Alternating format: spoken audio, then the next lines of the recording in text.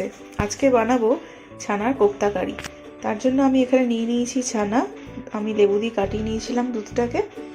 তার সাথে লাগছে পেঁয়াজ কুচি, লঙ্কা কুচি, আদা কুচি, রসুন কুচি, টমেটো কুচি, পেঁয়াজ কুচি। এটা রেখেছি আমি কারির জন্য, কোপ্তা কারি বানাবো যেহেতু, এটা আমি কারির জন্য রেখে দিয়েছি আলাদা করে। আর আদা রসুন বাটা। এবারে আপনারা চট করে দেখে নিন কি করে বানাতে হবে।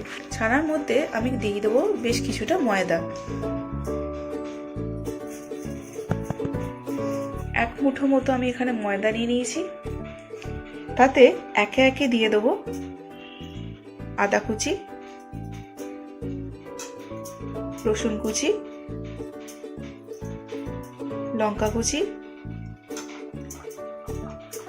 পেঁয়াজ কুচি বেশ কিছুটা,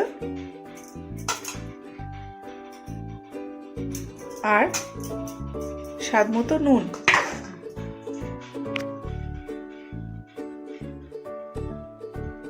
এর সাথে আমি দিয়ে দেবো খানিকটা চিনি। এটা একটু মিষ্টি মতো খেতে হলে ভালো হবে খেতে। দিচ্ছি কিছুটা চিনি। এবার এটাকে আমি ভালো করে মেখে নেব। ভালো করে মেখে নিতে হবে এটাকে। মেখে নেবার পর আমি বড়ার আকারে এগুলোকে গড়ে নেব। আমার মাখা কমপ্লিট হয়ে গেছে।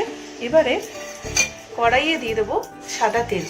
আমি বড়াগুলো সাদা তেলে ভেজে নেব। তেলটা একটু গরম হতে দিতে হবে।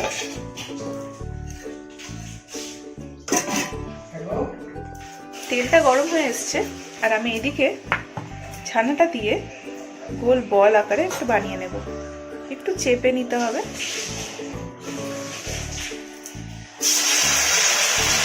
কড়াইয়ে দিয়ে দিলাম। একসাথে 2 থেকে 3টে আপনারা ভেজে নিতে পারেন।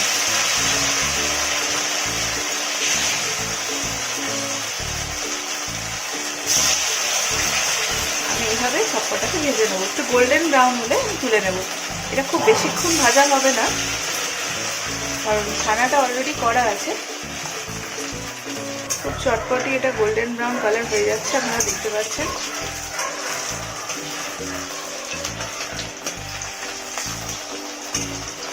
উল্টো দিকটা আমি উল্টে দিলাম।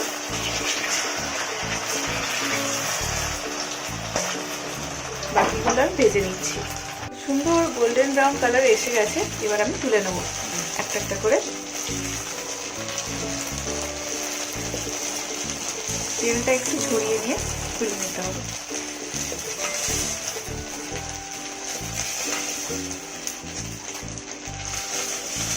আমার বড়াগুলো ভাজা হয়ে গেছে। এবার আপনারা দেখিয়ে দিই কি করে কারিটা বানাবেন। কারি বানিয়ে নেওয়ার জন্য আমি তেলে দিয়ে দেবো গোটা জিরে 1 চা চামচ মতো,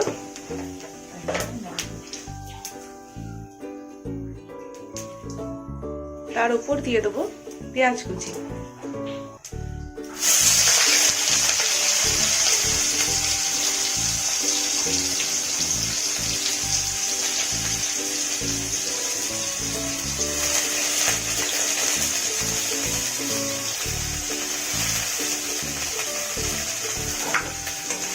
কিছুটা নেড়ে গোল্ডেন ব্রাউন কালার এলে আমি টমেটো কুচিটা দিয়ে দেবো। পেঁয়াজটা হালকা লাল হয়ে এসছে, আমি টমেটো কুচিটা দিয়ে দেবো।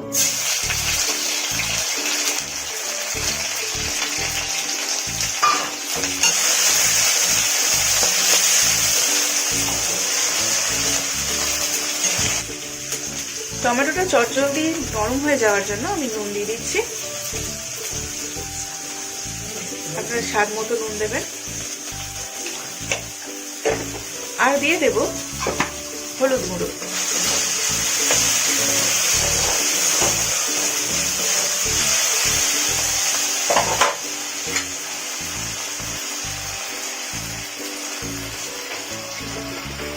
হলুদ দেওয়ার পর আমি টমেটোটাকে ভালো করে মেখে নিলাম।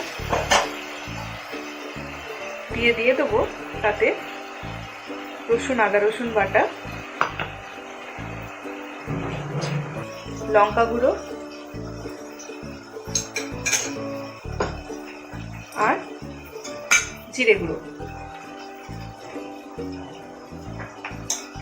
ভালো করে মশলাটাকে কিছুক্ষণ কষিয়ে নিতে হবে।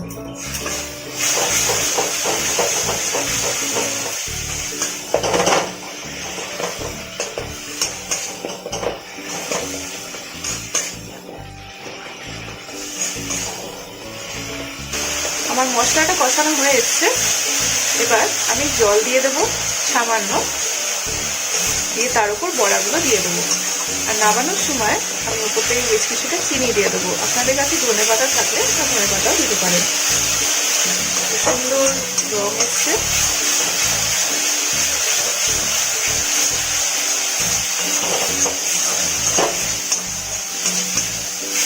কষানোতে জলটা দিয়ে দিলাম।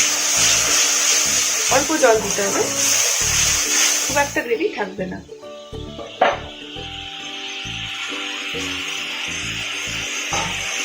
আমার এটা ফুটে এসছে। এবার আমি আস্তে করে বড়াগুলোকে দিয়ে দেব।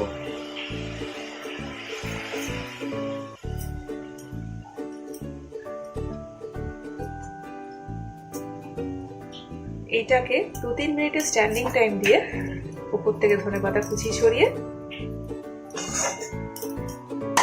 আপনারা রেডি করে নিতে পারেন। ছানার কোপ্তা কারি ফুটে এসছে। এবার আমি নামিয়ে নেব এটাকে।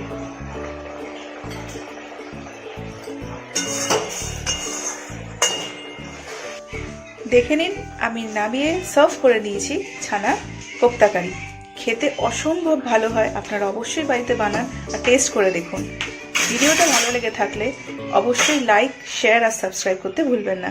আবারও দেখা হবে আপনাদের সাথে পরের ভিডিওতে। ধন্যবাদ।